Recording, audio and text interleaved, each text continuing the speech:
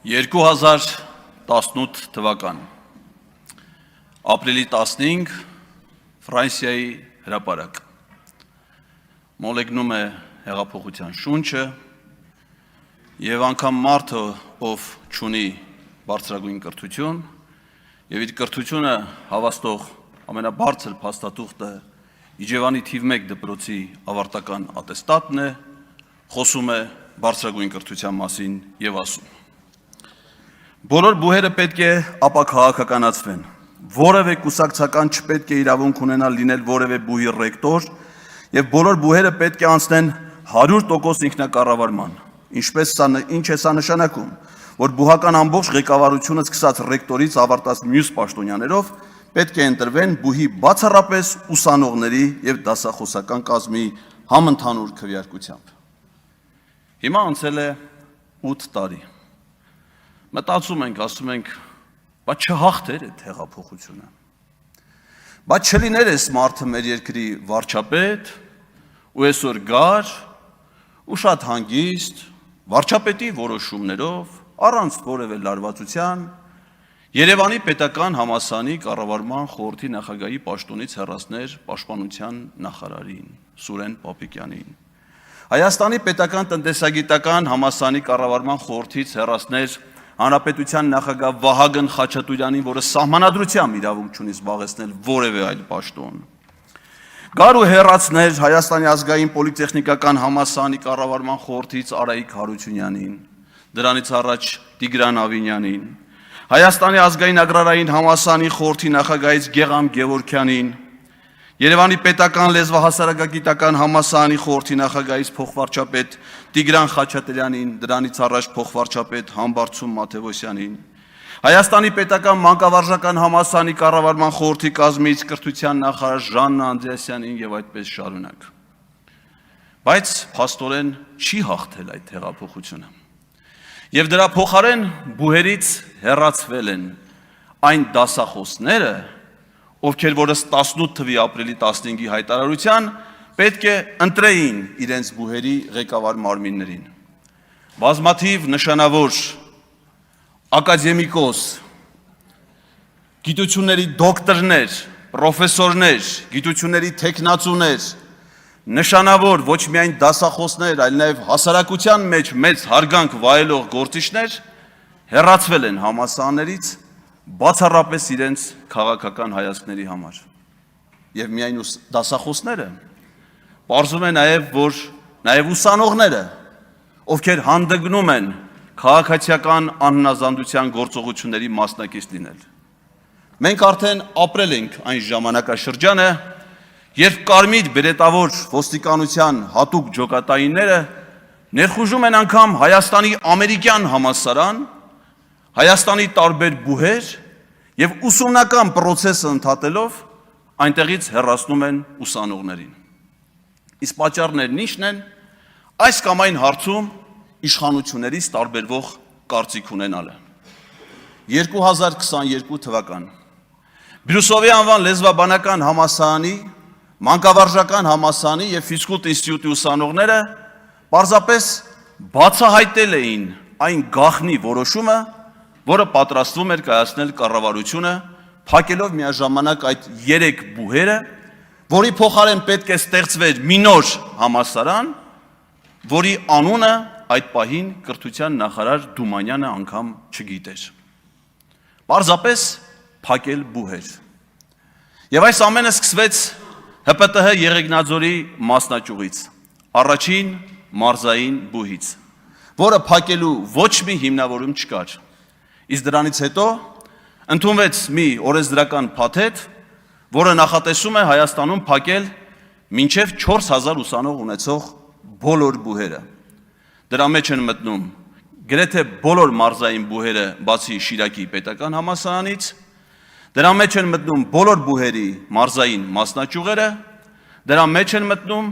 հատուկ բուհեր, որոնք օբյեկտիվորեն ուղղակի չեն կարող ունենալ մեծ թվով ուսանողներ։ Ասենք Երևանի պետական կոնսերվատորիան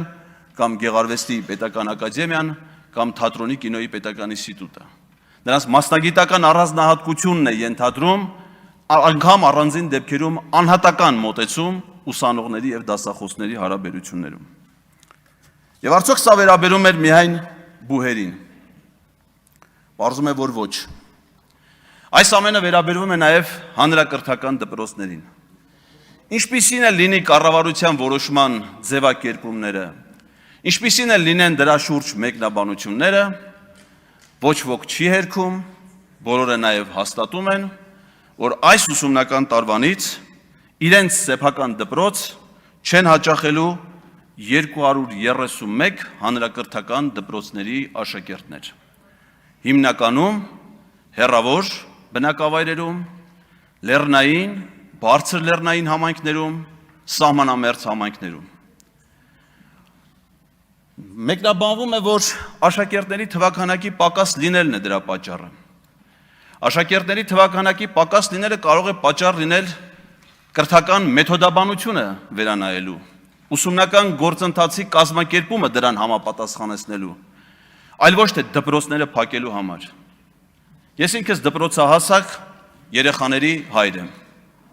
Ես մտածում եմ, եթե ես ապրեի իմ հայրենի Ազատեք գյուղում, որտեղ ունեմ առանձնատուն, ապա իմ 7 տարեկան աղջիկը ստիպված պետք է ամեն առավոտ դպրոցական ավտոբուսով գնա վայք, մասնակցի դասին եւ օրվա երկրորդ կեսին հետ գա։ Ցածր դասարաններում դասերը ավարտվում են ավելի շուտ, քան բարձր դասարաններում։ Տարբեր դասարաններում կրթական process-ն ունի իր առանձնահատկությունները։ Ոչ ոք չի մտածել այդ երեխաների մասին։ Իսկ ինչ է դա հանգեցնելու։ Հանգեցնելու է գյուղերի հայաթափման։ Կառավարությունը հայտարարել է 300 դպրոց, 500 մանկապարտեզ ծրագրի մասին, որը արդեն պետք է ավարտված լիներ, այս տարի պետք է ավարտվեր 2026 թվականին, բայց տարին կավարտվի այդ ծրագրի ցածր կատարողականով։ Ու ինչն է հետաքրքիր, որ պարզվում է, որ այդ նորակառույց դպրոցների մեջ են փակվող դպրոցները, որովհետև կառավարության որոշմամբ փակման ենթակա են մինչև 100 աշակերտ ունեցող դպրոցներ, իսկ նորակառույց դպրոցների մեջ մեծ թիվ են կազմում դպրոցներ, որոնք նախատեսված են ուշադրություն մինչև 100 աշակերտի համար։ Եվ ինչ է սա, եթե ոչ պետական բյուջեի միջոցների վատնում։ Կարելի է մտածել, որ այս ամենը վատ կառավարման հետևանք է, բայց դա միայն առաջի տպավորությամբ։ Երբեմն նկատելի են այլ ծրագրեր, որոնք մտահոգության տեղիք են տալի։ Օրինակ ինձ հետաքրքիր է, թե ինչու է Վայոց Ձորի մարզում նոր դպրոց կառուցվում Գոմք եւ Եղեղգիս համայնքներում, որտեղ մինչև 1988 թվականը առավելապես բնակվել են ադրբեջանցիներ։ Միգուցե այս ծրագիրը շատ հեռուն է գնում, փակել դպրոցները այն համայնքներում, որտեղ ապրում են հայեր, կառուցել դպրոցներ այն համայնքներում, որտեղ ժամանակին ապրել են ադրբեջանցիներ։ Այս դահլիճում ես շատ եմ լսել անհանգստություն, թե արդեն օգոստոսի կեսն է, ուր են այն 300,000 ադրբեջանցիները։ Միամիտ պետք է լինել կարծելու համար, որ նրանք Հայաստան պետք է գային հենց առաջի օրը։ Բայց նրանք, ովքեր միամիտ չեն, ոնց որ թե հասկանում են, թե ոնց է նախապատրաստվում նրանց բնակեցումը Հայաստանում։ Պարզավոր նրանց բնակեցումը առաջին հերթին պետք է լինի այն բնակավայրերում, որտեղ նրանք ապրել են նախկինում, պետք է նրանք ապրեն գետտոներով, առանձնացված, նաև իրենց անվտանգության խնդիրները լուծելու նպատակով։ Իսկ այս ամենի հետ միասին ինչպես է ներկայացվում հայ հասարակությանը ապագա ծրագրերը։ Ակադեմիական քաղաք։ Այդ գեղեցիկ վառ երևակայությունը, որը պետք է իբր դառնա իրականություն, մի անհանգստություն է ինձ պատճառում։ Նեղ են փողոցները ակադեմիական քաղաքի։ Կարելի է մի քիչ ավելի լայն անել, որպեսզի այնտեղ սովորող ուսանողներ ավելի լավ պայմաններ ունենան, բայց ցավոք սրտի դա իրականություն չի դառնա, իսկ իրականություն է այն, որ այլևս գոյություն չունի ամենագեղեցիկ եւ լուսավոր ակադեմիական քաղաքը՝ Ստեփանակերտը։